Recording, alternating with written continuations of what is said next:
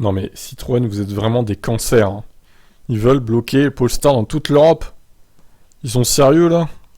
Ils veulent faire interdire le logo de Polestar dans toute l'Europe, le français le jugeant trop proche du sien. Citroën a vraiment du mal avec Polestar, la nouvelle marque sportive électrique de Volvo, ou plus précisément avec le logo du label suédois. La marque française le juge trop proche du sien. L'étoile du Nordique est en effet constituée de chevrons qui se font face. C'est pour cette raison que Polestar n'est toujours pas dispo en France. Citroën a attaqué Polestar devant la justice française. En 2020, si le tribunal avait rejeté les demandes de Citroën sur la contrefaçon de marque, il avait donné raison pour l'atteinte aux marques. En clair, Polestar peut tirer profit de la renommée du français, connu depuis des décennies comme la marque aux chevrons. Alors excusez-moi, mais entre une Polestar et une Citroën, il y a quand même une petite différence de standing, hein. Je voudrais pas dire, mais bon les gars, on peut pas trop comparer, hein. À la limite, entre DS et Polestar, bon, le standing est à peu près pareil. Peut-être un léger avantage à Polestar, mais un Citroën, désolé, mais ça vaut rien hein, par rapport à Polestar. Disons-le, hein. Polestar ne veut donc pas vendre ses voitures sur le sol français.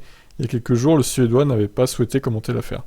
Et cette fois-ci, Citroën veut passer au niveau supérieur. Citroën ayant logiquement protégé son logo en Europe, il a saisi le tribunal de l'entreprise francophone de Bruxelles, en Belgique. Le constructeur français veut donc empêcher Polestar d'utiliser son emblème sur l'ensemble du territoire européen. L'affaire sera examinée à la rentrée, mais d'autres actions de Citroën au niveau du vieux continent n'ont pas abouti. J'espère que ça va pas aboutir non plus d'ailleurs, hein.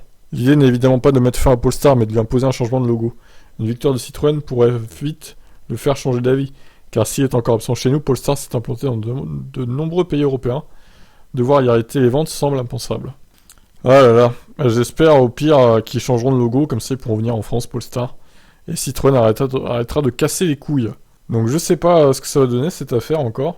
Qu'est-ce que vous en pensez? Est-ce que Citroën a raison de faire ça ou pas? Dites-moi en commentaire, débattez les uns avec les autres, dans le calme. Allez, ciao.